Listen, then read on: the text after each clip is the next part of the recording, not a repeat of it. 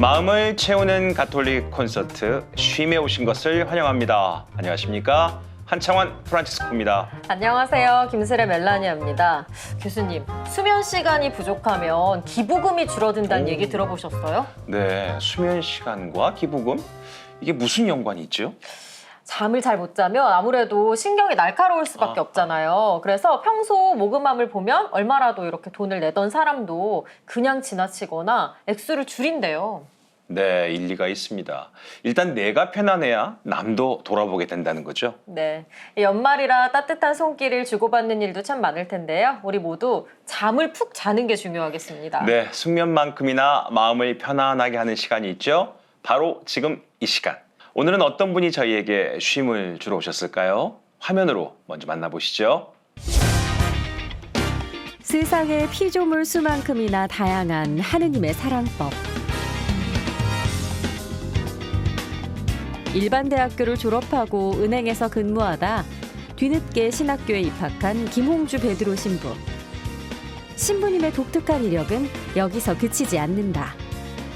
2018년도에 사제품을 받은 뒤 2019년 동성고 지도신부로 부임해 학생들과 지내고 있으며 매일 팟캐스트를 운영하며 하느님의 말씀을 전하고 마라톤을 통해 사목의 활력을 얻는다는 그. 누구보다 사랑받는 주님의 도구로 활약 중인 김홍주 베드로 신부를 만나보자.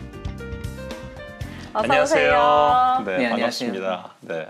네, 앞서 화면을 보니까 신부님 이력에 눈길이 갑니다. 사제 서품을 좀 뒤늦게 받으셨다고요. 네, 제가 좀 그 동기들보다 6년 정도 늦게 네. 받았습니다. 네. 진짜 네. 일반 대학을 다 졸업하시고 또 은행에서 직장 생활도 하시고 그리고 나서 신학교에 들어가셨습니다. 이런 이력을 보면 다 궁금하거든요. 무슨 일이 있었을까요, 신부님한테? 유아 세례 받고 그다음에 어렸을 때부터 성당에 열심히 나갔었어요. 네네. 네, 초등부, 뭐 중고등부, 주일학교도 그렇고요. 또 대학생 때도 오랫동안 또 교사 생활을 하면서 네. 중고등부 주일학교 교사를 했었거든요. 네. 네, 그러다 보니까 자연스럽게 어느 순간 때가 돼서 직장에서 그런 마음을 가지고 예비신학교 1년 준비한 다음에 그렇게 신학교에 들어간 게 아닐까. 지금은 그렇게 생각을 하고 있는데 네. 나중에 하늘나라에 가게 되면 왜 저를 불러주셨는지 네, 그렇습니다. 네. 네. 네, 지금은 동성고등학교에서 선생님으로 계시다고요. 네, 네, 그렇습니다. 지금 와서 여쭤볼 수 있는 거지만 어때요? 이렇게 선생님으로서의 삶과 또 은행원으로서의 삶 어떤 게 더 잘 맞으시던가요? 저는 이제 학교에서 사실은 교사이기 이전에 사제로서 살아가는 게 가장 우선이기 때문에 그래서 사제의 삶과 그다음에 사회에서의 삶과 두 개를 비교했을 때 어떤 게 저에게 더 맞냐 물어보는 게 조금 더 정확한 질문이지 않을까 생각이 드는데 당연히 지금 사제직으로 이렇게 살아가는 게 훨씬 더 행복하고 좋은 것 같습니다. 그 성당에서 사모하실 때하고 네. 이제 고등학교에서 학생들을 가르치면서 지도 신부를 하고 계시니까 학생들 만나실 때 신부로서 어떤 마음이 다르게 느껴지십니까? 그 본당에서는 정말 다양한 어린이부터 또 이렇게 어르신들까지 다양한 세대의 사람들을 만나는데 학교에서는 딱 청소년들 특히나 저 같은 경우는 고등학교에 있기 때문에 고1도 고3까지 학생들을 만나는데 정말 이 학생들은 정말 천사입니다. 제가 느끼기엔 천사고 특히 이 친구들의 마음에 그 예수님의 마음이 조금이라도 심겨질 수 있다면 세상이 얼마나 더 아름답게 변할까. 사실 그 마음 한 가지입니다. 제가 학교에 있는 것도. 말씀을 또 그렇게 하시지만 이상하고 말씀꾸러기들도 있잖아요, 고등학교에가.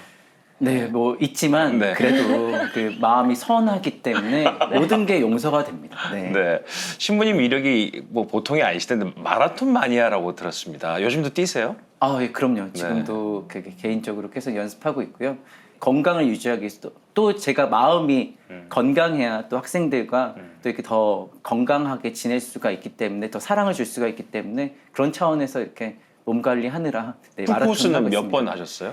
네, 사실은 제가 2019년에 처음 했어요. 풀코스를 네. 딱 한 번 했습니다. 춘천 마라톤에서 3시간, 춘마? 3시간 35분 플랫을 이렇게 시간까지 안 기록했었는데 물어봤는데 또. 근데 제가 그리고 2020년에 또 뛰려고 준비를 했는데 딱 코로나가 터진 거죠. 왜 마라톤 시작하셨어요? 혹시 아이들이 너무 말썽 피워서 그러신 건 아니고? 그런 건 아니고요. 제가 2013년도 때 신학생 때 처음 시작을 했어요. 근데 제가 이제 선종하신 저희 아버지께서 제 고등학교 1학년 때 돌아가셨는데 항상 그 전에 젊었을 때 마라톤을 취미로 하셨던 이야기를 많이 들으셨거든요. 그래서 그런 생각들이 났기도 했고 사제가 또 마음이 건강해야 몸이 건강하고 몸이 건강해야 또 마음이 건강하잖아요. 그래서 제 건강을 어떻게 하면 오랜 시간 동안 잘 관리할까라고 생각하다가 이제 마라톤을 이제 신학과 3학년 때 이제 생각을 하고 뛰기 시작했는데 몸이 너무 잘 맞는 거예요. 그래서 지금까지 이어져 오게 됐습니다. 네. 마라톤뿐만이 아니라 또 신부님은 매일 팟캐스트를 운영하고 계세요. 힘들지 않으신가요? 전혀 그렇지 않다고 말하면 거짓말인데 사도들을 중심으로 해서 그리스도인들은 공동생활을 하게 됩니다. 사도행전을 보면 이 공동생활에 대해서 굉장히 잘 표현하고 있습니다. 네, 그래도 그렇기 때문에 이 책이 나올 수가 있었고 또 지금도 어차피 사제는 매일매일 성경을 읽고 또 기도를 하는 그런 사람들이기 때문에 그런 면에 있어서 저를 오히려 더 살려주는 그런 시간인 것 같아요. 이 팟캐스트를 매일매일 하는 게 그렇습니다. 말씀하신 것처럼 오늘 소개해 주실 책도 바로 그 팟캐스트와 연관이 있는 책이겠네요. 네, 맞습니다. 작은 정성에 담긴 영원한 기쁨, 이 책은 제가 이제 팟캐스트를 이제 시작을 하게 되면서 모아놓은 그 여러 가지 이야기들을 이제 잘 이렇게 엮어가지고 낸 책인데요.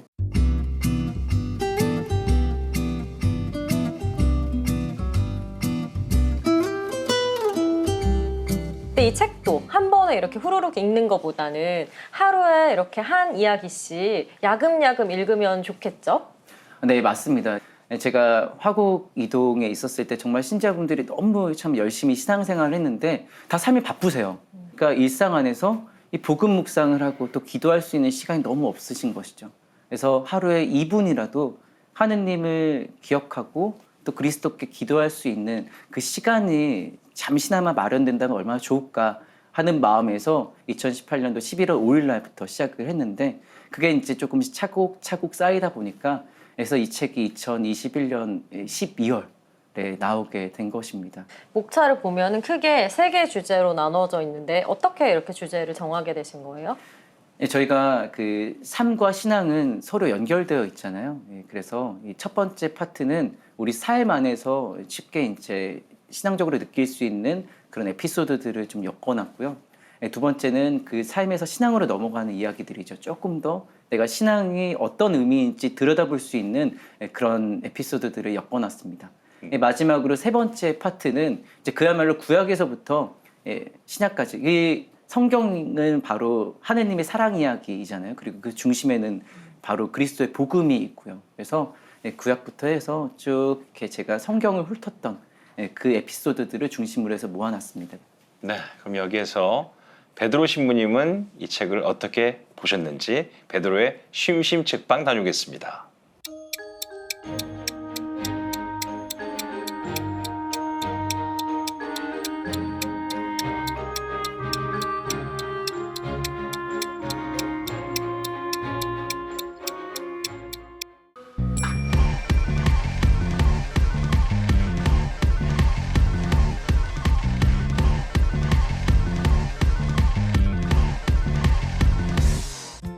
바쁨 중독이라고 들어보셨나요?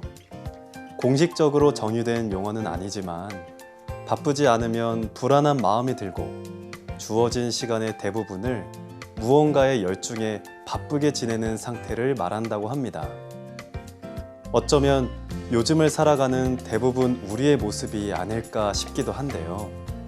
혹시 바쁘게 돌아가는 일상에 너무 지쳤거나 이렇게 살아도 되는 걸까? 의문이 든다면 오늘 이 책을 한번 펼쳐보시죠.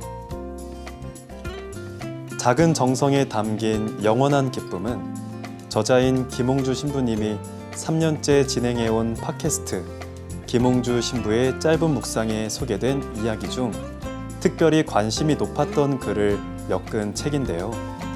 현대 사회를 살아가는 우리들에게 일상이 아무리 바쁘더라도 하느님을 기억하며 위로받고 자신을 돌아볼 수 있도록 만들어진 책입니다.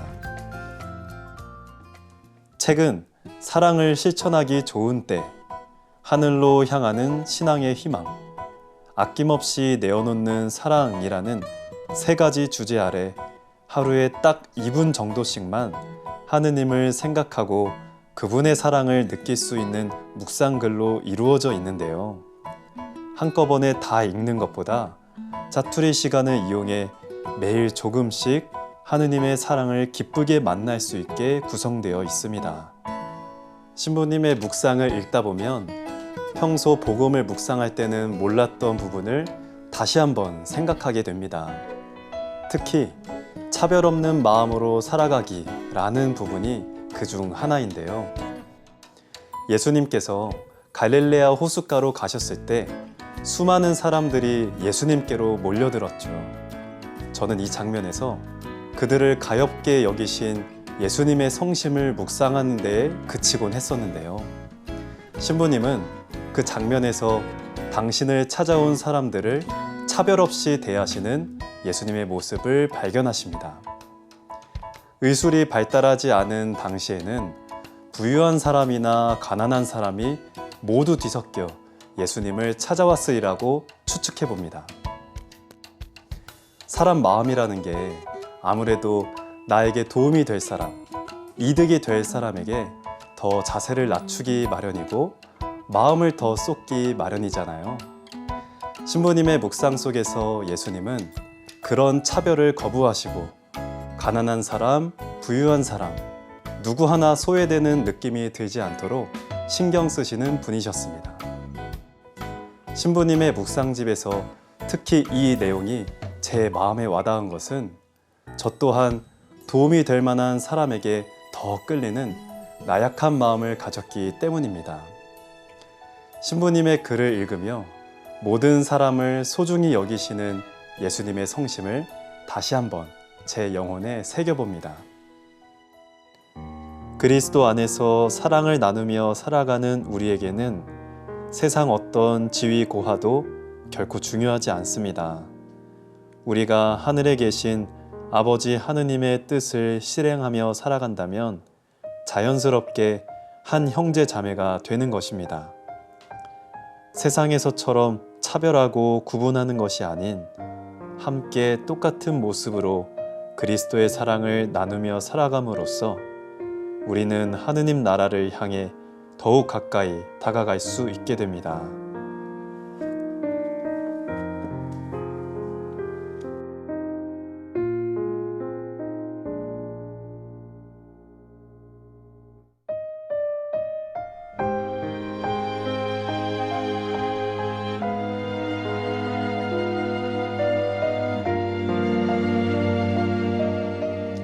한때 모두가 네 하고 대답할 때 아니요 하고 대답할 용기에 대한 TV 광고를 본 기억이 납니다.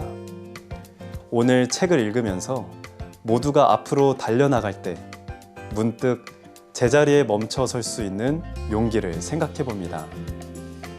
잠깐 멈춘다고 해서 아주 뒤처지는 건 아니겠죠.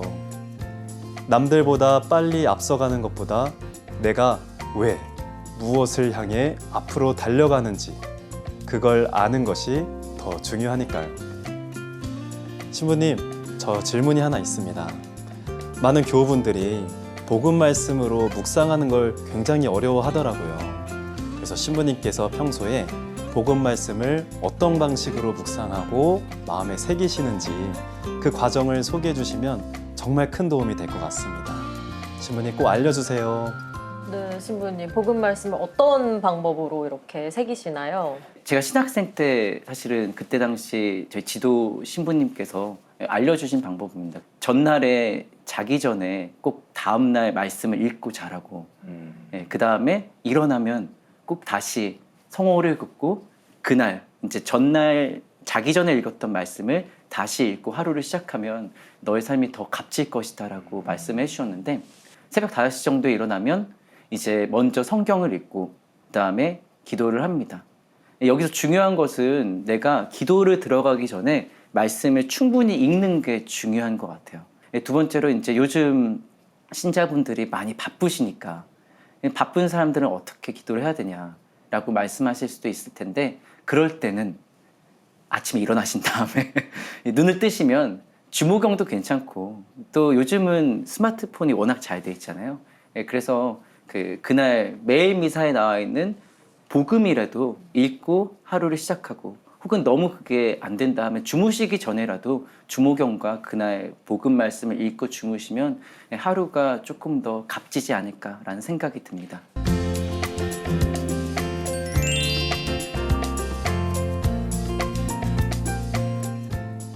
자, 그러면 책 속으로 한 걸음 더 들어가 보도록 하겠습니다. 먼저 사랑을 실천하기 좋은 때부터 시작하려고 하는데요. 첫 번째 묵상글을 보면 신부님이 이제 신학생이 돼서 늦깎이 신학생이 되셨잖아요. 그때 생활이 결코 쉽지는 않았던 것 같아요. 그때 고민과 걱정 이런 것들이 있는데 어떠셨어요? 제가 29에 들어왔거든요. 근데 이제 20살인 제 동기들과 1년 선배들, 뭐 2년 선배들 같은 경우도 저보다 이제 나이가 어린 분들도 계셨거든요. 처음에 1학년 때가 좀 그랬던 것 같아요. 그러면 이제 그런 생각이 드는 거죠. 아, 나는 20살 때 뭐 했나? 고등학교 때 무슨 생각했나? 그런 후회가 들더라고요. 근데 시간이 점차 지나면서 이 29살에 제가 신학과 1학년, 또 30살에 신학과 2학년으로 다닌 그 시간들은 다 저에게 가장 잘 맞는 때였다는 걸 알게 됐습니다. 오히려 만약에 일찍 들어왔다면 내가 과연 더 시간을 값지게 보낼 수 있었을까? 사람들과 더 좋은 마음으로 지낼 수 있었을까라는 생각이 들었습니다. 그래서 그때 느꼈습니다. 하느님의 때와 나의 때는, 내가 바라는 때는 다르지만 분명히 하느님께서 바라신 때가 나에게 가장 좋은 때다라는 것을 제가 느끼게 된 것 같습니다. 저는 또 신부님의 이 글을 읽으면서 되게 깜짝 놀랐던 부분이 15년 동안이나 피워왔던 담배를 하루아침에 끊으셨다고요. 아, 제가 그 얘기를 할까 말까 생각해서 책을 쓰면 편집을 하면서 고민을 했었는데, 근데 저에겐 너무 값진 이야기이기 때문에 그래서 좀 싫었습니다. 제가 정말 존경하는 손희송 이제 주교님께서 2017년 초에 제가 이제 부제품을 막 받았을 즈음이었습니다. 근데 이제 학교에 이제 방문하셔가지고 저희들에게, 부제들에게 특히 훈화를 해주셨는데, 그때 말씀이 그거였어요. 이제 부제 때부터는 이제 본당에서 성직자로서 이제 신자분들에게 성체도 좀 더 공적으로 분배할 수도 있고, 그렇잖아요. 그런 역할들을 하잖아요. 그러면 적어도 오른손으로 담배 피지 않거나 아니면 끊었으면 좋겠다. 왜냐하면 오른손에 담배 연기가 묻게 되면 성체에, 그 귀한 성체에 그 냄새가 묻게 되고, 성체를 영하는 신자분들은 특히 민감하신 분들은 그 냄새를 맡게 되면 내가 그 마음으로 좀 담배 피는 예수님이 상상이 되게 될 것인데, 그게 얼마나 큰 잘못을 부제들이 저지르는 것이냐. 그러네요. 그래서 웬만하면 꼭 사제가 되기 전에 끊었으면 좋겠다는 말씀을 훈화 때 해주셨어요. 제가 그 말씀을 딱 듣고 끊게 됐습니다. 담배 피는 예수님의 어떤 그 이미지를 제가 신자분들에게 드리면 안 되겠다라는 생각이 들고 그때 딱 끊었습니다. 그리고 또 공감하게 되는 묵상 글이 있는데요. 우리가 보통 바쁘고 막 힘들고 하면 옆에서 누가 도와달라고 하면 성 가셔서 조금 피하게 되잖아요. 근데 신부님께서는 또 책에서 이때가 바로 사랑을 실천하기 좋은 때라고 말씀하고 계세요.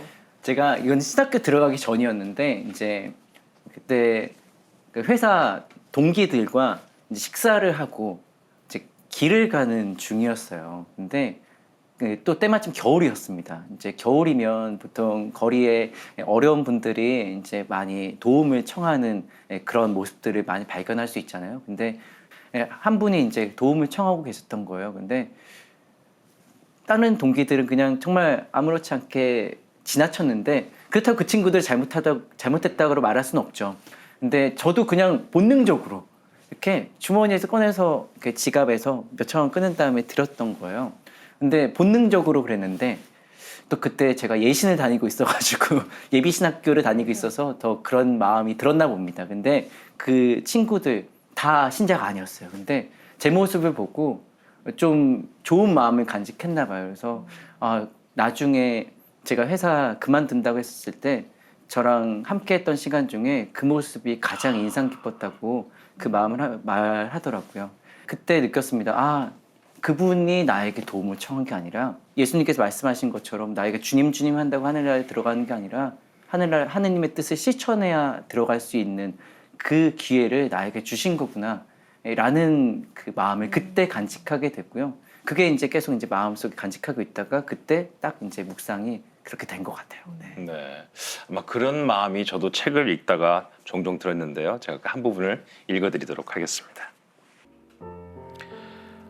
제가 신학과 2학년 때는 지금 인천교구 교구장이신 정신철 세례자 요한 주교님께서 개강 피정을 해주셨는데 여러 피정 강의 중에서 한 번은 동기들을 위해서 책을 덮을 수 있는 사람이 되어라 라는 말씀을 하시는 것이었습니다.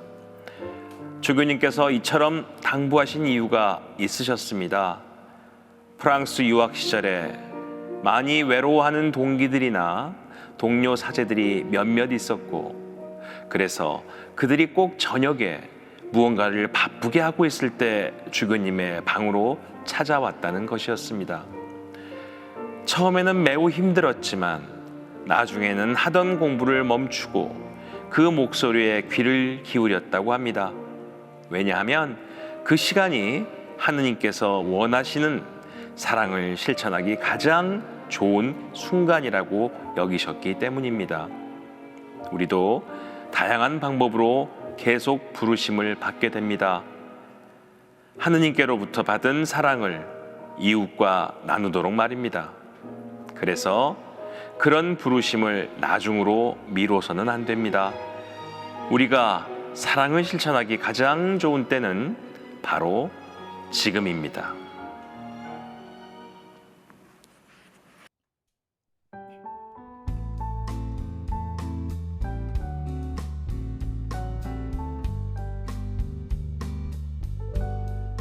감사해 시험이 닥쳐올 때에 주께서 인도하시니 두려움 없네. 또 감사해 고통이 찾아올 때에 주께서 지켜주시니 승리하리라.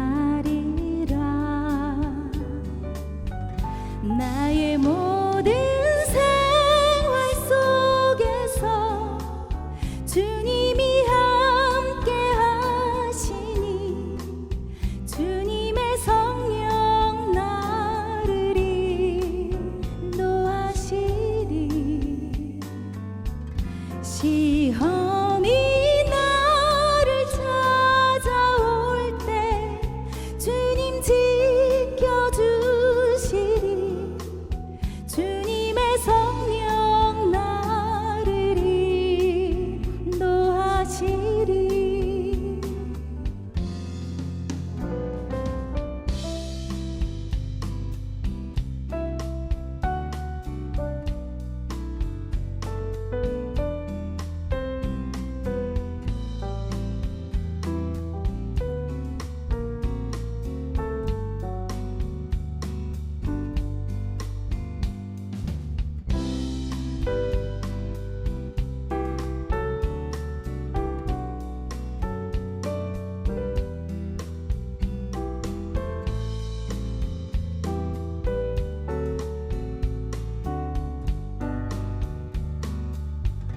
나의 모든 생활 속에서 주님이 함께 하시니 주님의 성령 나를 인도하시리.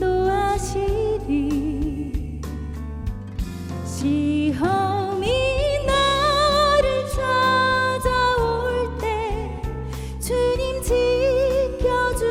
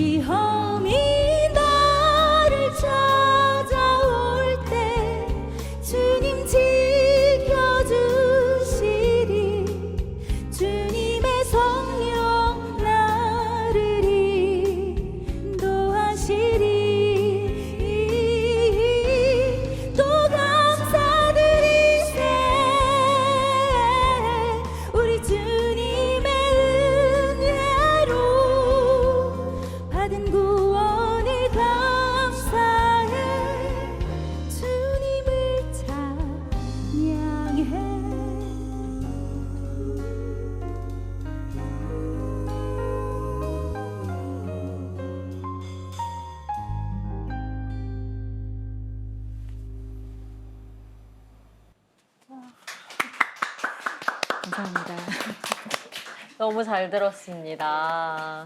나도 힘든데 더 다른 사람들이 더 힘들다고 도움을 요청할 때 네. 사실 그때가 사랑을 나눌 때다. 뭐 이렇게. 좀 전에 이제 말씀 네. 신부님 말씀도 듣고 뭐 책의 내용도 읽어주셨잖아요, 교수님께서. 근데 그 내용에 굉장히 공감이 많이 갔던 건 진짜 내가 뭐 크게 도움을 줄 수 있는 사람인가 하는 마음이 들 정도로 누군가 내게 간절하게 도움을 청했을 때는 그 사람이 주님께 간절히 청하는 기도를 현실 안에서 누군가 이제 약간 수호천사처럼 곁에 가져다 주시잖아요. 늘 항상 도움을 줄 만한 그런 사람을 나를 매개로 삼으신 게 아닌가 하는 그런 경험들이 몇 번 있기도 해요. 그래서 그럴 때는 내가 선택받았구나. 주님에게로 주님께로부터 내가 선택받았고 또 주님께서 주신 가르침을 또 나에게 도움을 청하는 그 분들에게 누가 됐든 되돌려 주는 것이 부족하지만 그것이 그 자리에서는 최선을 다하는 주님의 사랑을 전하는 방법이 있지 않을까 하는 걸 되게 크게 공감을 했어요. 네. 말씀 들으면서. 생활성가는 노래만 잘하시는 게 아니라 말씀도 잘하셔야지 가수를 할 수 있는 것 같아요. 네. 항상 이렇게 묵상하면서 느끼면서 사시는 것 같고요. 또 아까 신부님이 말씀하신 것처럼 하루에 2분 정도 아니면 또 아침 저녁으로 복음 말씀 이렇게 묵상하고 함께 하다 보면은 더 느끼는 바가 많아지지 그렇죠. 않을까 하는 생각도 네, 저도 들었습니다. 진짜 정말 실천해봐야겠다는 생각을 했고요.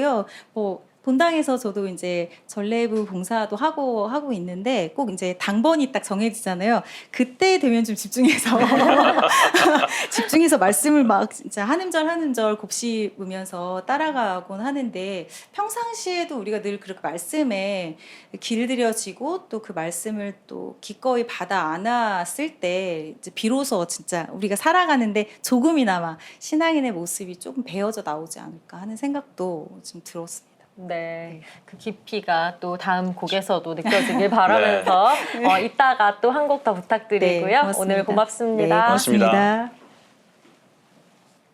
네, 신부님의 글들을 읽다 보면요. 사랑을 실천하는 때가 참 만나기도 힘들고 어렵다고 생각하지만 우리 주위에 참 많을 때가 또 사랑을 실천할 때가 아닌가라는 생각을 해봅니다. 그리고 참 무서운 얘기도 느낌이 있었는데 내가 사랑을 실천하지 않으면 사랑을 받지 못한 사람과 함께 죽을 수 있다. 뭐 이런 부분이 있었어요. 박신원 몬시뇰께서 학교에 또 방문을 예전에 신학생 때 방문해 주셨을 때 말씀해 주신 내용인데요. 우리가 왜 정말 사랑을 실천하면서 살아가야 되는지 반대로 정말 사랑을 못 받은 누구에게 도움을 받지 못하는 그 사람이 죽어가듯이 또 인간은 사랑하지 못하면 그렇게 사랑해야지 살 수 있는 존재이기 때문에 또 그만큼 사랑을 베풀지 않고 살아가면 똑같이 메말라 죽게 된다는 그 말씀을 박신원 몬시뇰께서 해주셨던 그게 너무나 인상 깊어서 제가 그 묵상의 좀 모티브로 삼았던 것 같습니다. 네. 결국 우리 그리스도인들이 마음에 복음을 채우듯이 하느님과 이웃을 사랑하는 마음을 함께 채워가면서 살아가야 한다. 그 책에서도 말씀하셨죠. 네, 맞습니다. 이게 결국은 우리가 또 채워가는 것도 필요하지만 근데 또 비워가는 것도 중요한 것 같아요. 이게 계속 우리가 채우기만 하면 음식을 막 먹기만 하면 또 이게 과식 때문에 힘들잖아요. 네. 그렇기 때문에 계속 우리는 또 비워내고 또 비우기 위해서 뭐 운동도 해야 되고 뭐 다양한 시간이 필요한데 또 채우는 것만큼 또 그만큼 우리가 또 나눠야지 이게 우리의 삶의 균형이 이제 맞춰질 수 있지 않을까라는 생각이 듭니다.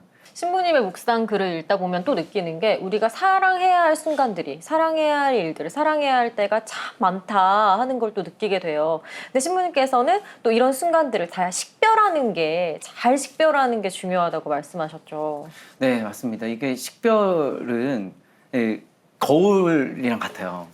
이 거울은 잘 닦지 않으면 이렇게 뿌얘져가지고 얼굴이 잘 안 보이잖아요. 네. 그런데 이제 잘 닦게 되면 이렇게 잘 보이듯이 식별이라는 것도 그런 것 같습니다. 그래서 잘 닦아야 되는 건데 우리의 마음을 기도로서 잘 닦아야 되는 것이죠. 그래야 이제 우리가 이 양심에 털 난다고 하잖아요. 네.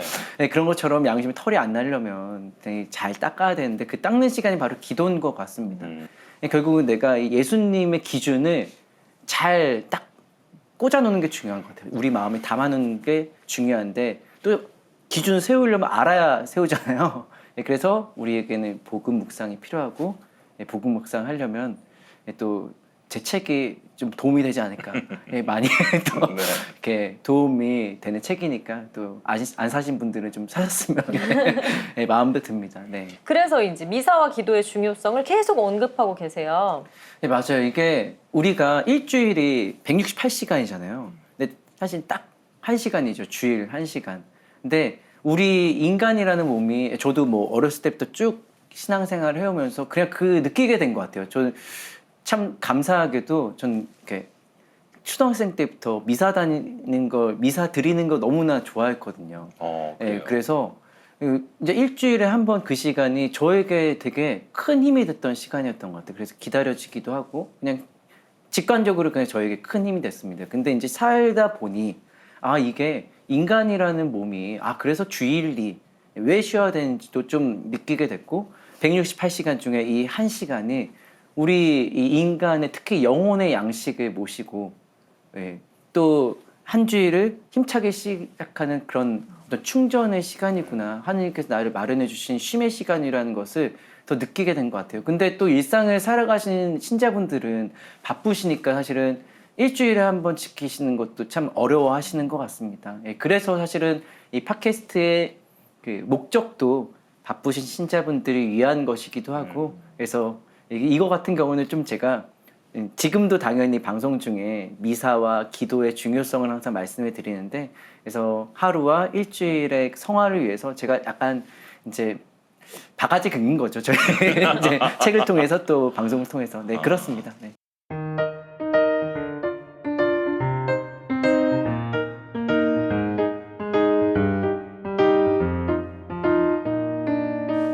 네, 저희 프로그램은 이제 저자가 책 속의 한 구절을 직접 읽어드리는 시간을 마련하고 있어요. 신부님은 어떤 부분을 읽어주시겠어요?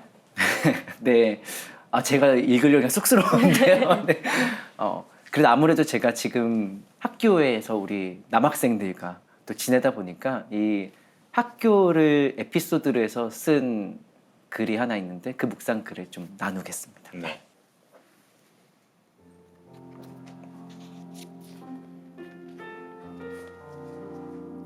그리스도의 새로운 권위. 텔레비전에서 어느 고등학교의 대청소 모습을 본 적이 있는데 매우 인상 깊었습니다. 교장 선생님이 직접 빗자루를 들고 학생들과 청소를 했기 때문입니다.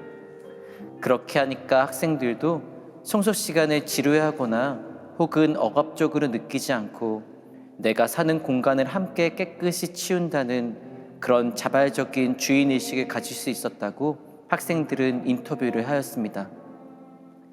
사실 학창시절에 대청소하는 날 기쁜 마음으로 동참하는 사람은 별로 없죠. 대부분 선생님이 하라고 하시니까 별 생각 없이 합니다. 그런데 선생님부터 솔선수범하면서 함께 청소를 하면 확실히 학생 입장에서는 동기부여가 됩니다. 100마디 말보다는 한 번의 실천과 솔선수범이 훨씬 더 마음에 울림이 되기 때문입니다. 그것이 바로 진정한 권위라고 할 수 있죠. 예수 그리스도께서 그러하셨습니다. 당신이 말씀하셨던 그 모든 것을 삶으로써 전부 보여주셨죠.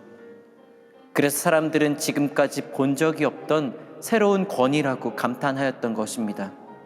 왜냐하면 바리사이와 사두가이들은 말로서는 율법을 완벽히 지켰지만 행실은 하느님의 뜻과는 전혀 다른 사람들 위해 군림하려고 드는 이들이었기 때문입니다.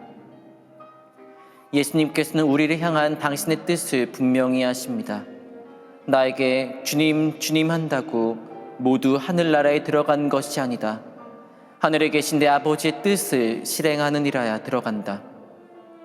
그렇게 삶에서 복음의 언행일치를 이룰 때 우리는 그리스도의 사랑에 동참하는 신앙의 여정을 굳건히 걸어갈 수 있을 것입니다.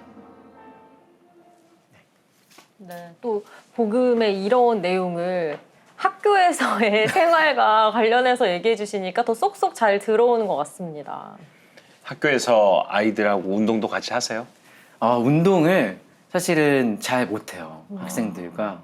또 이게 시간대가 맞지 않아서 자주 하진 못하지만 그래도 가끔 할 때가 있는데 아들이 정말 거칩니다. 이 승부욕이 저는 이제 마라톤을 하는데 말씀드렸잖아요. 네. 마라톤은 나와의 싸움이기 그렇죠. 때문에 혼자 하는 거죠. 예, 이게 또 명색이 신부라 아. 제가 뭐 승부를 가지고 이러면 또 그렇잖아요. 근데 학생들은 거칠어요. 승부욕이. 네, 장난이 아닙니다. 그리고 피지컬도 애들이 아주 좋아졌죠. 네, 예전부터. 그럼요. 애들이 네, 커져서. 학생들이 다 저보다 네. 훨씬 더 훌쩍 커서 네. 제가 뒤에 딱 있으면 숨습니다. 제가 앞에 보면 안 보여요. 네. 네. 그런 아이들이 그렇게 강하게 보이던 아이들이 너무너무 약해져서 신부님한테 와서 다른 얘기를 하면서 울거나 아니면 그렇게 막 도움을 요청한 적은 없었나요? 그 시간은 자주 있습니다. 아, 네, 제가 생각하기에 정말 아까 교수님께서 말씀하셨던 것처럼 그렇게 정말 거친 친구들이 이게 내면으로 이렇게 약해서 이렇게 오늘 이게 사실 상반된 그렇죠. 거잖아요. 근데 우리 청소년들이 그렇습니다. 게다가 제가 생각했을 때는 우리 대한민국의 고등학생들이 이 세상에서 가장 가난한 사람 중에 하나라고 생각해요. 저는 특히 대한민국에서 살아가는 이 고등학생들, 특히 고등학교 3학년 학생들 마음으로 얼마나 가난한지 몰라요. 위로가 많이 필요하지만 이 세상은 위로를 주지 못하죠. 그래서 참 이 학생들을 보면서 늘 그런 마음이 들고 늘 힘이 되고 싶은데, 그리고 다행히 그래서 제가 있는 동성고등학교는 그렇게 학생들을 위해서 그 공간을 마련해 놓고 저와 아니면 수녀님들이 항상 이렇게 상주해 있습니다. 그래서 네. 언제든지 올 수 있게 준비해 놓고 있습니다. 그래서 사실 저도 그래서 점심을 굉장히 빨리 먹어요. 굉장히 빨리 먹거나 좀 아니면 좀 나중으로 밀어서 네. 늦게 먹거나 뭐 그렇습니다. 학생들이 점심 시간에 언제라도 찾아올 수 있게끔 그렇게 하고 있습니다. 네. 뭐 그런 말도 있잖아요. 산에는 산삼이 있고 바다에는 해삼이 있고 학교에는 고3이 있다. 아, 네. 있는데 아까 가난하다는 마음을 말씀하시니까 그 가난한 마음의 그 절정이 고3이라는 얘기가 너무 공감이 됩니다. 불쌍한 아이들이죠. 그 네, 아이들이 맞습니다. 너무 힘들고 그때 같이 해주실 수 있는 신부님 계셔서 참 좋은 학교라는 생각이 듭니다. 저도 너무 감사한 마음. 진짜 이 시간이 제가 학생들에게 그 사랑을 주는 게 아니라 이 친구들이 정말 내가 사랑을 실천할 수 있도록 정말 하느님께 주신 선물이구나, 그 마음이 듭니다. 네. 네. 하나님께서 늘 우리를 위해서 아낌없이 사랑을 주시는 분이신데 인간들은 늘 그럽니다. 좀 제때제때 주면 얼마나 좋아. 왜 이렇게 타이밍을 잘 못 지키시냐 하느님은 이런 얘기를 많이 하죠. 맞아요. 예. 저도 지금도 그렇습니다.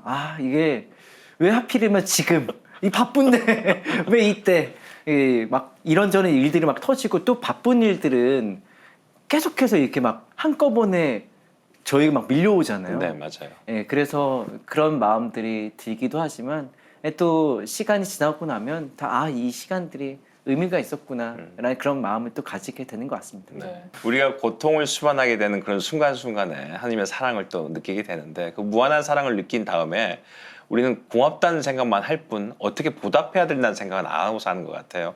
어떻게 응대하고 보답해야 될까요?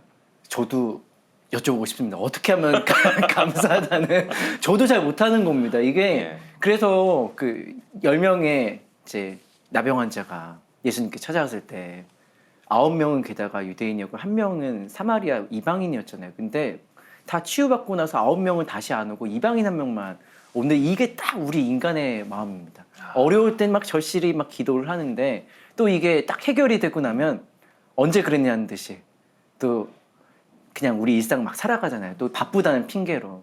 네. 말씀 들어보니까 우리가 중고등학교 때 담임선생님이 그런 말씀하신 적이 있어요. 말 잘 듣고 공부 잘하는 애들은 졸업하면 다시는 안 온다. 그런데 그렇게 애먹이고 속썩인 애들은 꼭 졸업하고 자주 온대요. 저도 선생님 돼 보니까 정말 그렇더라고요. 하느님의 말씀이 그런 것 같습니다. 네, 네, 그들도 똑같은 것 느낀 같아요. 바가 있으니까요. 여기 하나 더 붙이자면 신부님께서는 그 사랑에 정성을 담아야 한다고 하셨어요. 정성을 담는다, 어떤 의미인가요? 우리가 예수님께서도 사실 우리에게 사랑을 주실 때 그냥 주시지 않잖아요. 정말 우리에게 가장 좋은 것을 주시거든요. 그렇기 때문에 우리도 이 사랑을 그냥 사실 하는 게 아니라 정말 정성을 담는 게 중요한 것 같다는 생각이 듭니다. 특히 우리가 누군가를 도울 때, 또 힘이 되어줄 때, 내가 남는 시간 아니면 나에게 불필요한 것을 주게 되면 사실 상대방도 어떻게 느낄지 모르겠지만 나도 거기에 큰 사랑을 담지 못하죠.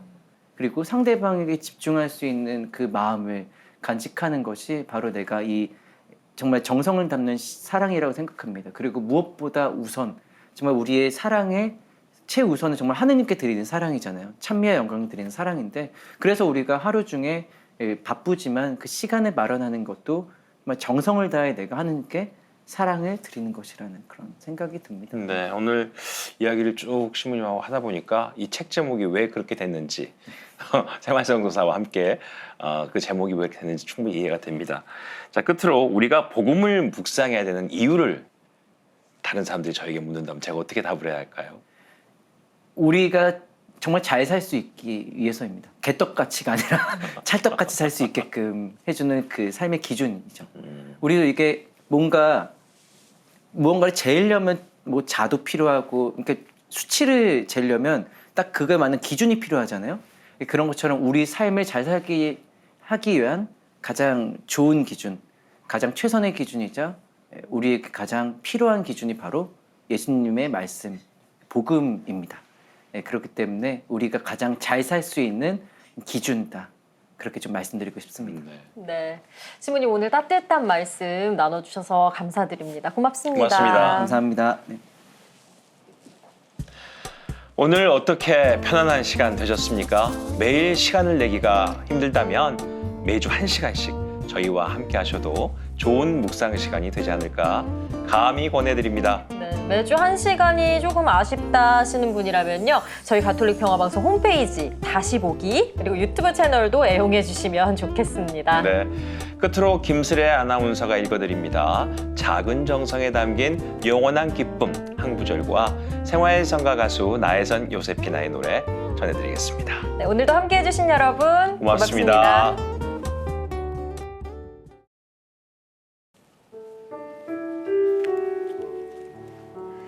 생각해보면 발은 참 민감한 곳입니다.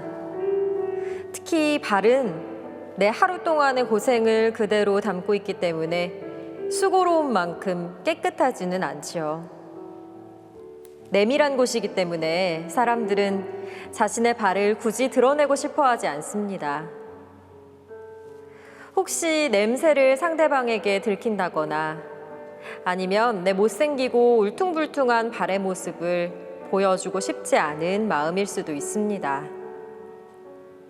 또 그만큼 우리 발은 굳은 살도 많지만 역할상 신발 없이는 견딜 수 없는 약한 곳이기도 합니다.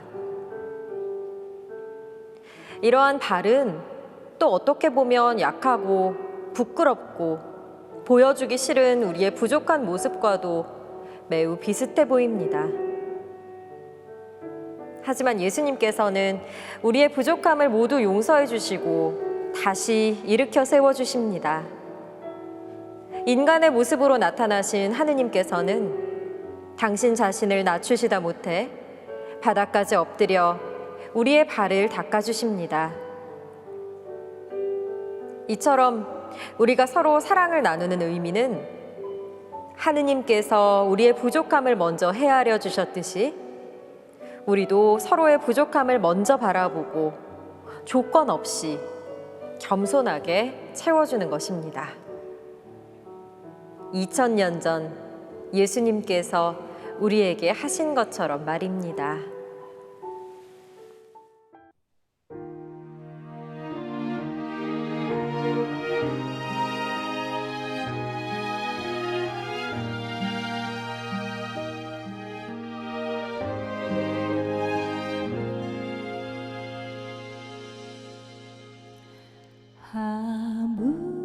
아무것도 너를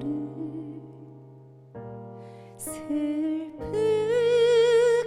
하지 말며 아무것도 너를 혼란케 하지 말지니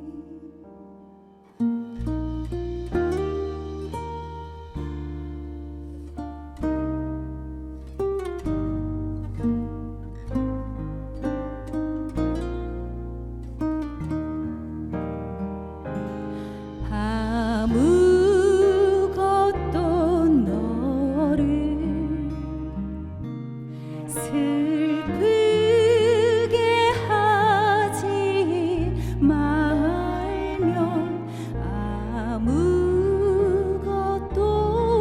너를 혼란케 하지 말지니 모든 것은 다 지나가는 것 다 지나가는 것 오 하느님은 불변하시니 인내함이 다 이기느니라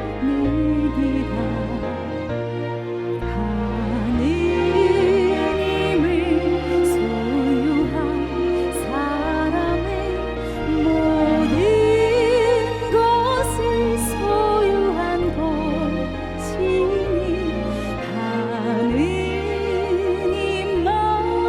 하느님만으로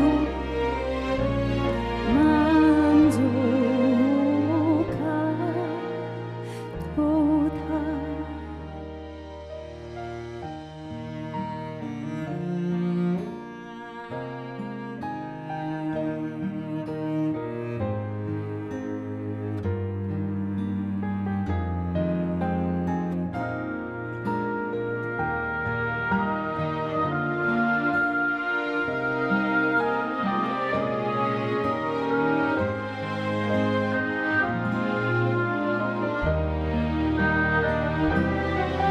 네 소원이 무엇뇨 내 두려움은 무엇이뇨 내 찾는 평안은 주님께만 있으리 주님 안에 숨은 영혼이 무엇나리 오 사랑하고 사랑하여 주님께 모든 사랑 드리리 주님만을 바라는 사람은 모든 것을 차지할 것이니 하느님만으로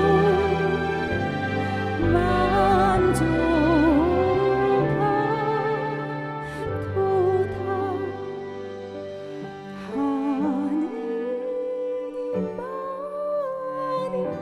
하느님만으로 만족